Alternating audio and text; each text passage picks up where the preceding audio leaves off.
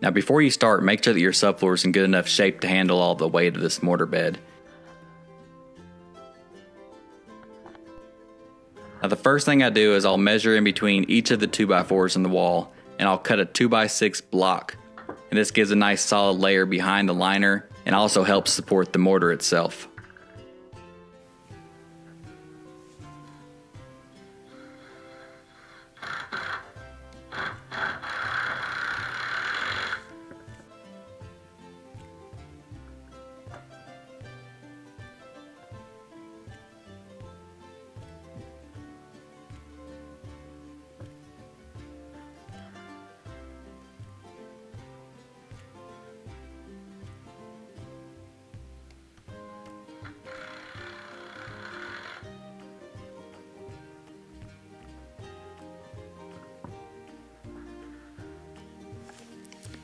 Now if there's a pipe or some wires in the way, normally you can get a 1x6 and that will fit.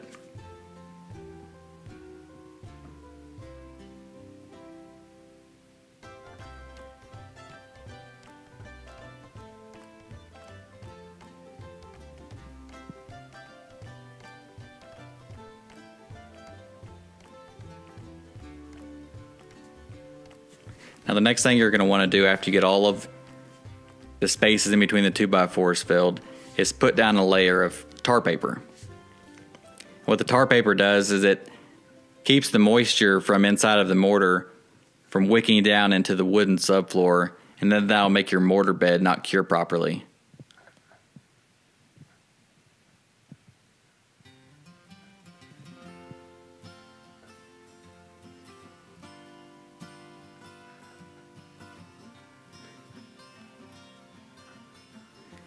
And once you get all of the floor surface area covered with the tar paper, you'll want to tack it down with either staples or roofing nails. And I also normally put a metal lathe down at this point, and that helps strengthen up the mortar bed. But for the type of mortar I used, it said that you didn't have to if you kept it above 3/8 of an inch. Some people don't use lace at all, but some people swear by them. I've actually done it both ways and I've never had an issue.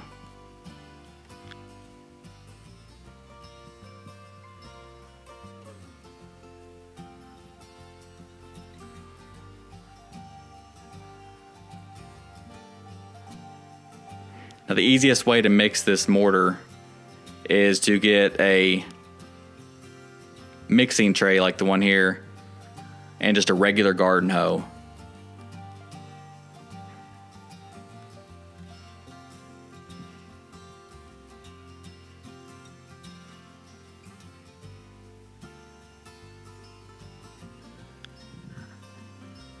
You'll also need just a flat trowel, and then I use this heavier float to help me stamp down the mortar, but a 2x4 and a hammer will work just the same.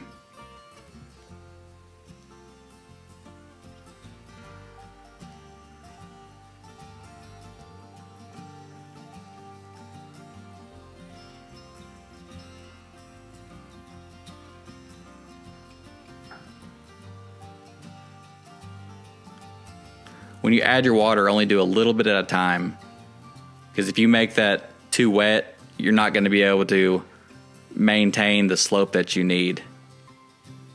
You can always add more water, but once you go too far, there's no turning back and you might just have to throw the mortar out. And this mortar that I'm using, I've never used it before. I normally just use the top sand mix that you can get at most home improvement stores, and it's with the concrete. And the top sand mix is like $6 a bag. And this stuff was, I think, $15 a bag. But the only reason I got it is because my supplier was out of the stuff I normally use and gave this stuff to me at the $6 price rather than the $15. But if I didn't get that discount, I don't really see the benefit in that much of a price difference. So the top sand mix is what I would go with.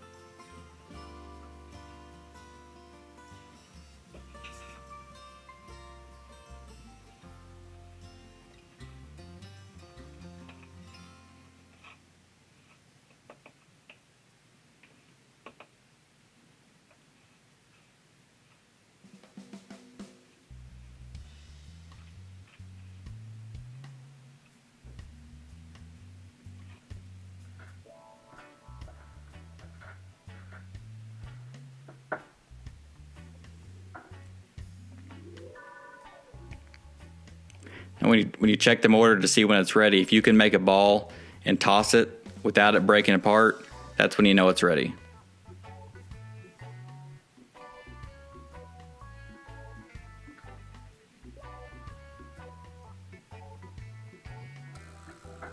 Once you get it all mixed, go ahead and dump it out. As you can see, I left a little bit dry in the bottom that I didn't actually mix. Should have been doing a little bit longer, but you can go ahead and mix it while it's on the ground.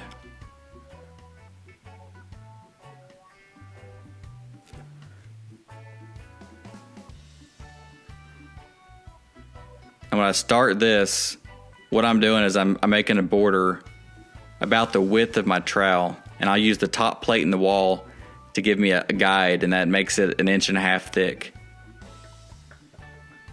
So I'll go ahead and I'll make the border all the way around. Make sure you're packing it down. You don't want any voids in that dry mortar.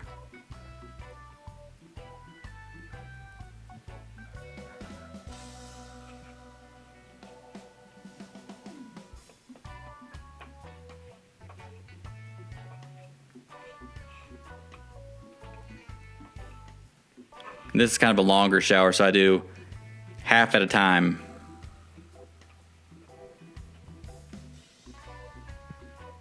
Some of the smaller ones you can go ahead and do the entire border and then fill in, and that's when you taper down towards the drain.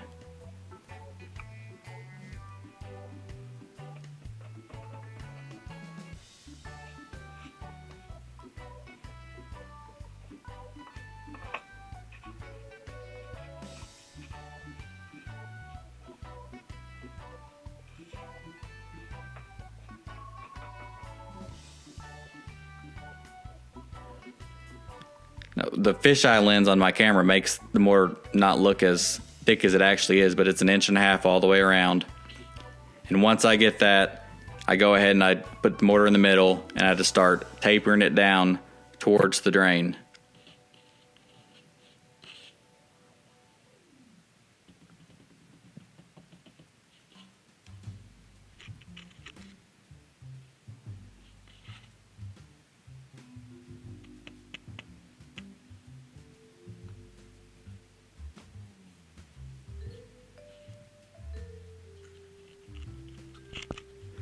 And don't forget to put some tape over your drain. You don't want mortar falling down and then end up clogging your drain. I just use HVAC tape, and that normally holds pretty good.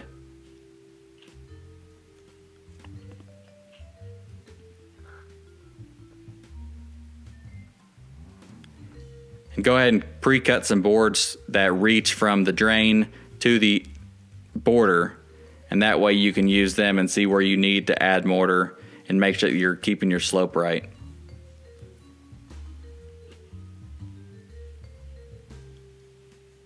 This base layer is good practice for your final one. This one isn't as important as long as you have your slope that's needed for underneath of the liner.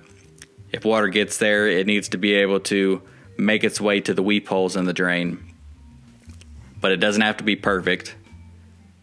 But the next one needs to be pretty smooth. This one, it doesn't really matter. You just need the slope. You want to keep it about 1.5 inches. Make sure you get the thickness. But don't worry about perfection. Use this as your practice layer.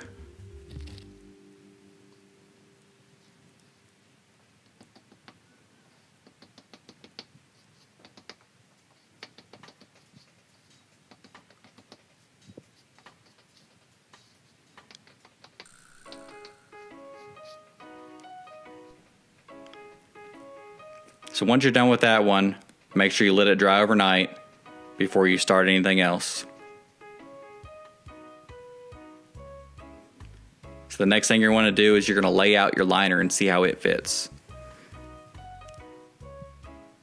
And you're going to want your liner to go a couple inches higher than the height of your curb.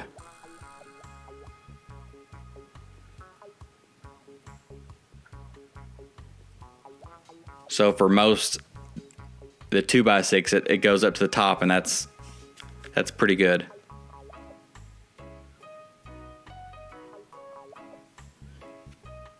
So you can see here's my curb. As long as I have a few inches, which I do, I have plenty, you're good to go. Next, you're going to want to take this top part off of your drain. And then you want to put a bead of silicone around the edge of that base of the drain.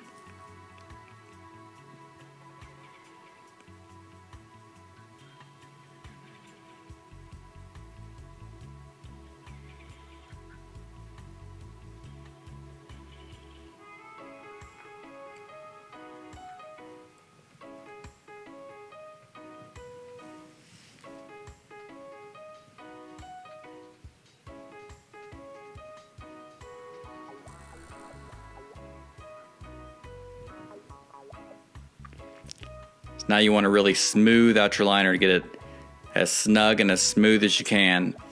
Make sure that's pressed down into that silicone you just put down.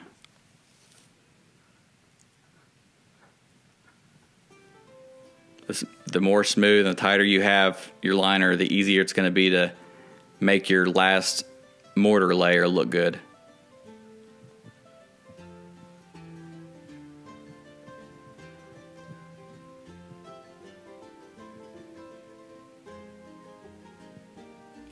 Now you want to find those tops of those 4 bolts, and you're going to cut a tiny X on the very top of the bolt, just enough to where you can press it through, because you want those bolts to pop through that liner.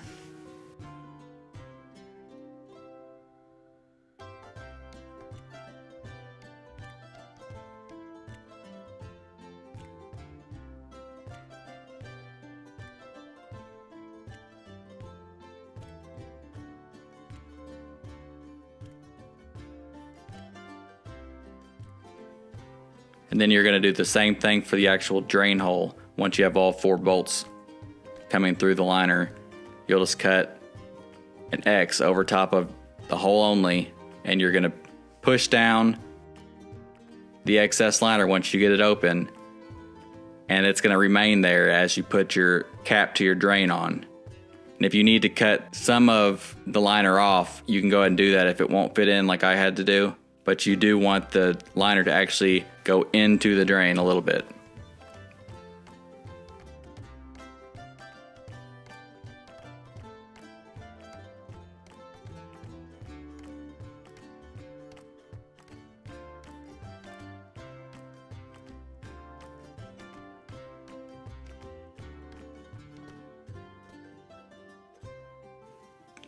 And once you get that cap on and locked in place, go ahead and tighten down the bolts.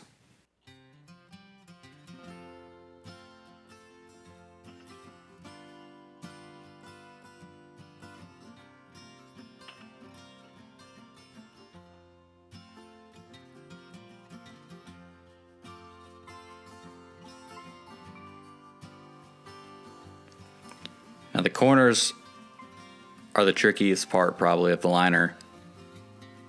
You don't want to make any cuts in the liner. So you can fold it back like that if you don't have any other option and nail it, but you might get a hump in your actual backer board if you do it that way. I got lucky here, and I got a nice spot where I can tuck the excess liner back in that little hole, and then I just add a nail to the top of the liner,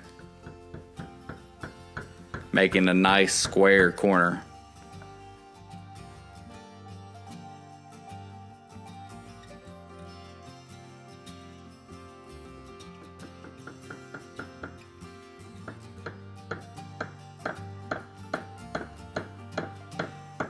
Now, as long as that liner's not cut, it doesn't matter that it's going into that hole. If water went in there, it would do the same thing. So don't worry about that little gap there.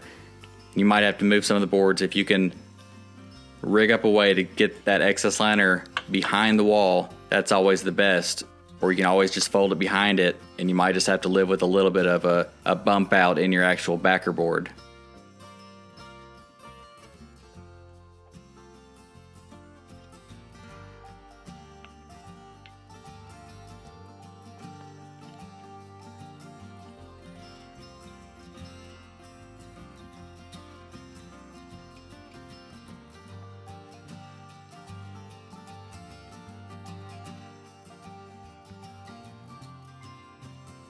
But they also sell a dam corner that you could put and cut out the liner, and then you're going to glue this pre-made dam corner on.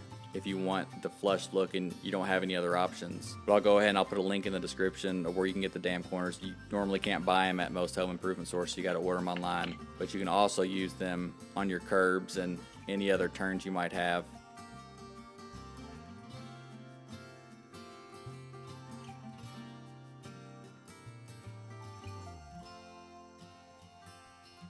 But for this curb where I'm far enough from the actual rain head and the water coming down, I just used a piece of the liner just to come up the wall a little bit.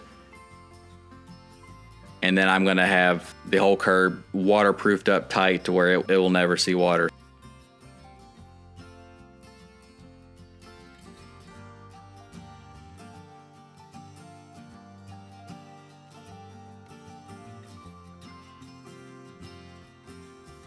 Now, if this was getting a more direct shot, constant shot of water, I might put a dam corner in, but as long as you do an excellent job at your waterproofing, if it gets to that point, then you're in trouble in more ways than just that.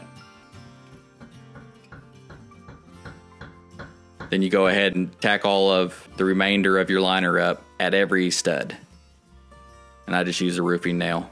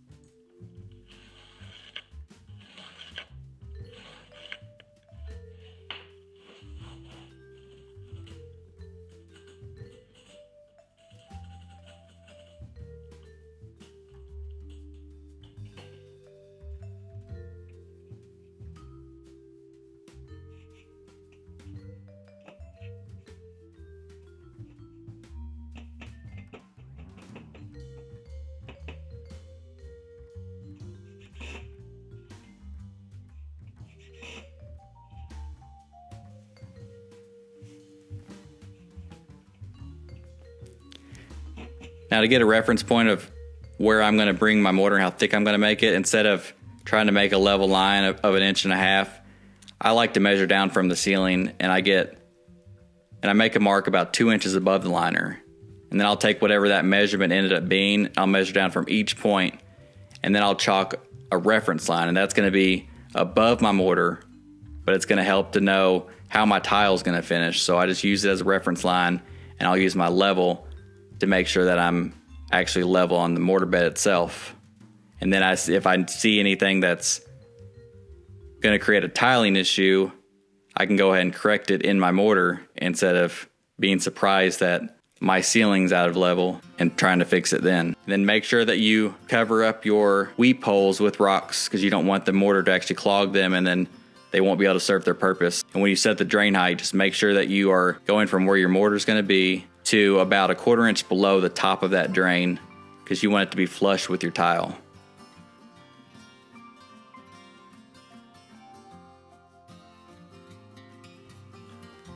And then I just repeat the process, making a border all the way around, and I'm staying about 1/4 to 1/2 inch below my little reference line that I made. And I'll just keep putting the level on that border, making sure that my actual shower floor is level.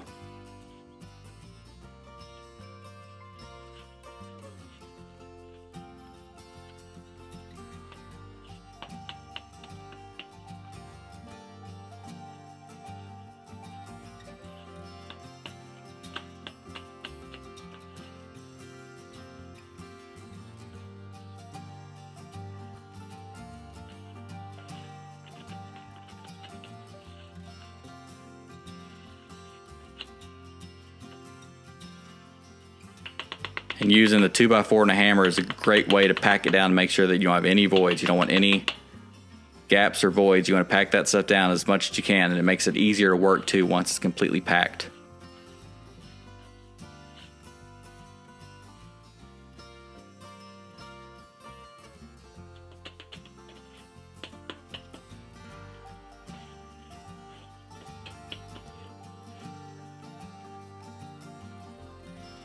So once you have your border, you can go ahead and start filling it in and tapering it down towards your drain.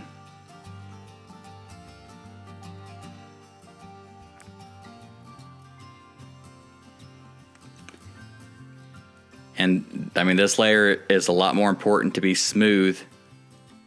You want to make sure that you have your slope. You don't want any low parts, especially in the corners. I see a lot of people messing up and having some low spots in the corners where water could potentially settle and find its way in.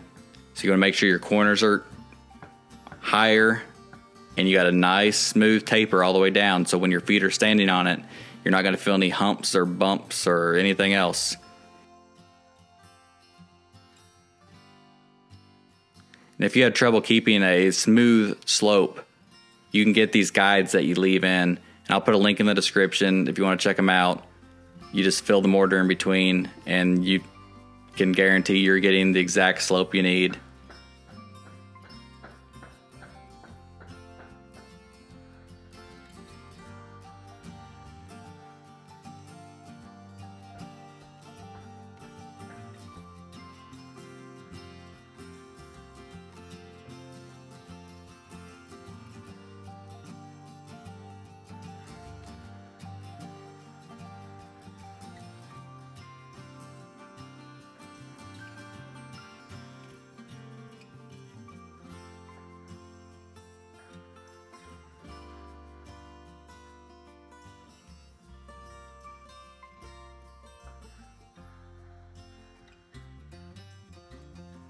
But also keep in mind that as long as you're getting your slope in your water, any dips or anything that you have after the mortar bed cures, you can fill in and smooth out with just a thin layer of thin set. So even if you don't make it completely perfect this time, there's still options to correct it and smooth it.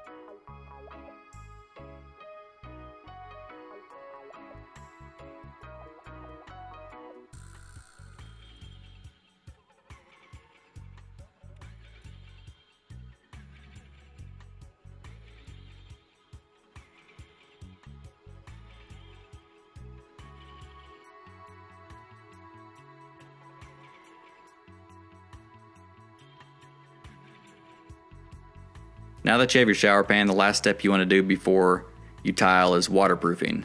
And I've got a video showing you how to do that. Feel free to check it out. And if this video has helped you, please give it a like and subscribe if you want to see some pretty neat things I'm doing with my 150-year-old house. I went a little over the top with it, but it's been fun. Thanks for watching.